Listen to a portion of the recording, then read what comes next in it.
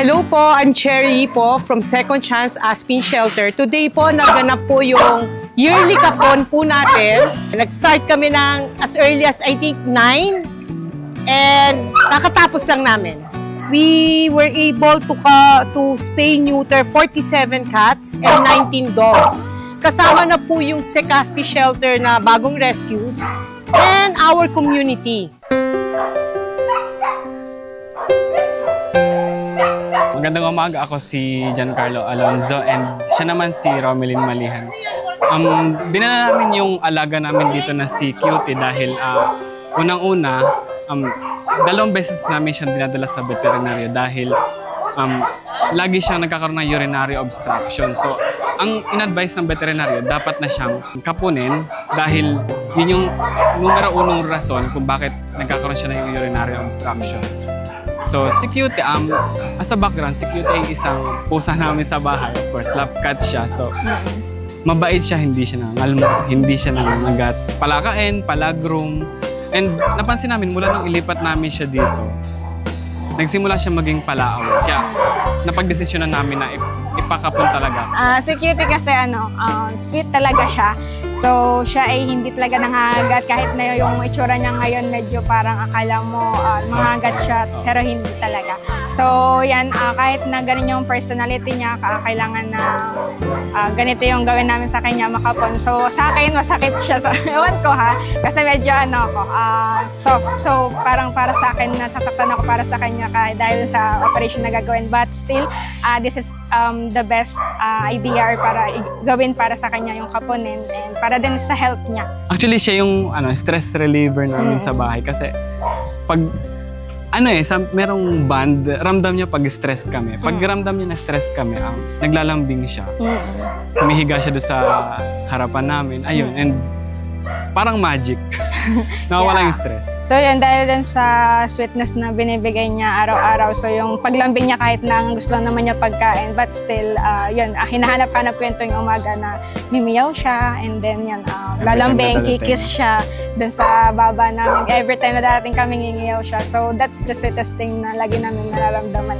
Ngayon, nagpapasalamat kami sa Philanthropy and of course sa Secaspi or the Second Chance Aspin Shelter sa inisyatiba na magkaroon ng kapon dito sa komunidad namin. Nang sa gayon, mapigilan ng pagdami or makontrol yung pagdami ng mga pusa at aso dito sa lugar. Thank you po sa mission na to dahil doon may papalabas namin sa Cutie, hindi na siya mga away and of course hindi na niya mapaparami yung lahi niya kahit cute. Pero kasi ang panaan natin dito is marami pa yung maging stray cats. So thank you din sa mission na to, Doc Geraldine and Philanthropy. Thank you so much. Thank you so much, Philanthropy. Ako po si Jean L.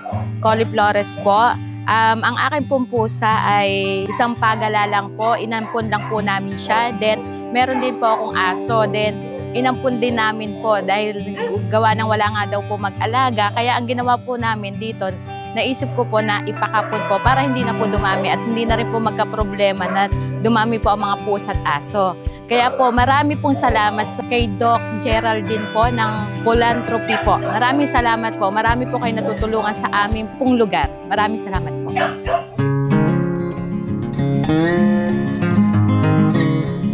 Ako po si Nestor Castillo, siya po si Josie Castillo, mag-asawa po kami na dalawa. Mag-asawa po kaming mahilig mag-alaga ng aso. Ang alaga po naming aso sa kasalukuyan ay nasa 15. Ilan yung Shih Tzu? 8. Tapos meron akong 6 na puppy, kakang anak lang. Meron naman akong 3 aspin. Yung mga aspin na yun ay mga napapadaan lang sa bahay nung maliit na inabandona. Ay di inalagaan na rin po namin. Dinala po namin yung ilang aso namin dito sa dog shelter dahil malaking tulong ho yung sila ay makapon para malimitahan na rin ho yung kanilang pagdami. Yan pong aming mga aso ay mas mahaba na po yung oras na aming pinagsamahan kasi sa aming mga anak. Kasi sila yung lagi namin kasama sa bahay. May kanya-kanya silang karakter, given naman sa bawat aso, pero mas close sila lahat kay Mrs. kasi siya yung talagang hands-on eh. Ako, taga-bili lang ng pakain. Siya yung nagpapakain. Sa mga nag-aalaga ng aso, na sana forever nyo lang silang alagaan hanggang pahabain po natin ang buhay nila. Hindi po yung pagka sa una lang kasi nakukyutan lang tayo. Ang iisipin natin kung paano natin mapapahaba yung buhay ng aso dahil masakit bilang isang poor parents ang mawala ng aso. Kaya ako yun, minsan nalulungkot ako sa mga asong andyan. Minsan pag nakakita ko ng aso, sabihin ko, pulutin kaya natin yun, nasa kalsada. Kasi yung iba, dumadami talaga sila eh. Kapag maswerte, may mga gantong libreng kapon. Minsan dapat inaano sa government natin na lagi may ganto kasi dumadami sila. Doon sa mga mahilig mag-alaga ng hayop, kung paano nyo mahalin sana yung inyong mga anak, ganun nyo rin ituturing kasi sila yung pupunan doon sa mga oras na hindi natin kasama yung pamilya natin. Kaya kumbaga kung paano natin mamahalin yung mga anak natin, kapatid natin, ganun din. Kasi sir, by experience, simula nung mag-alaga kami ng mga aso, pusa na naliligaw, yung blessing sa amin dumarating. Hindi kami nagkakasakit. Kumbaga, doon namin inilalaan yung mahaba naming oras sa pag-aalaga ng mga aso. Doc Geraldine of Philanthropy, isa pong malaking tulong para sa aming mga pet lovers ang pagtangkilik po sa aming mga alagang hayop. Nawa po ay puspusin pa po kayo ng mga blessings nang sa ganun po ay patuloy po ninyo itong gawin. Hindi lamang po dito sa aming lugar, kundi sa ibang lugar po na mas nangangailangan din po ng ganitong serbisyo. Mabuhay po kayo at maraming salamat. Thank you po. God bless po.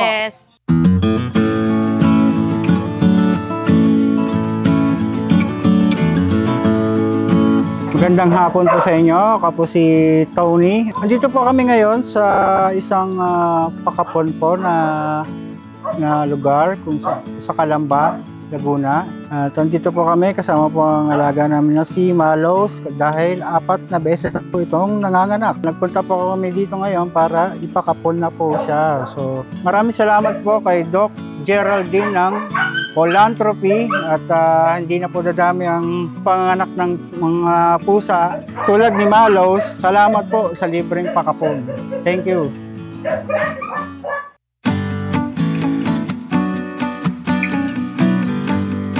Good afternoon. I'm Noemi de Mesa po. May alaga po ako na 2 pusa, si Bully at saka si Mochi. Dinala ko siya rito sa foundation ng si Caspi para po ipakapon. Kasi yung mother niya, nung hindi ko pa napapakapan, dumami sila. So okay lang naman, kaya alam, minsan nakaka-stress, lalo na mag-isa lang din ako sa bahay.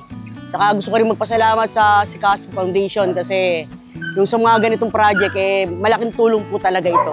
Dr. Geraldine po ng Philanthropy, maraming salamat po sa ganitong project po. Malaking bagay po talaga to sa aming mga owner. God bless po at more power po. Maraming po salamat sa inyo. Ako nga pala po si Ariel Castillo, taga Laguna po, Saranlupa, Calamba. Dinala ko po dito yung alaga namin si Puti po na aso. Nabalita po kasi namin na mayroong libreng pakapon. Bali, 3 po yung alaga naming aso So, pero napili lang po naming pakapon yung aming lalaking aso. Number 1 sir, siguro hindi na siya dadami. Kasi masyado na rin marami kaming alaga, may pusa pa. Since nagkatrabaho din yung misis ko, kaya hindi na rin masyadong babantayan. Hindi naman sila sumasana ng kain sa oras. Bali, siya lang ang pangalan niya is Puti. Kasi pure siya ng puti. Tapos meron siyang konting lahing Labrador. Yung sa nalahian na. Pero yung isa na lang natitira doon sa anak niya sa lahi nila. Yung 2 Askal. Tapos yung 2 namin Shih Tzu. 5 sila bali. Tapos 3 pusa. Maraming salamat po kay Dr. Geraldine ng Philanthropy. Maraming po. Napalaking tulong po ng inyong ginagawang ito. Sana po pagpatuloy niyo po. Ako po si Norio Peña, taga Tibaga, Saranlupa, Calamba City. Ang aking pong alagang pusa ay 8. Ang una po ay si Siamis. Pangalawa po si Bolin. Pangatlo po si Snow. Pangapat po si Kitty. Panlima po si Tagpi. Pang-6 po ay si Chuchay. Ang pang-7 po ay si Blackie. At yung pang-8 ay si Whitey. Kaya ako po dinala dito sa center yung aking pong pusa ay aking pong pinakapon. Ay kasi po super pong dumadami na. Ay medyo napakamahal po ng pagkain. Kaya po akin ang pinakapon para hindi na po sila madagdagan.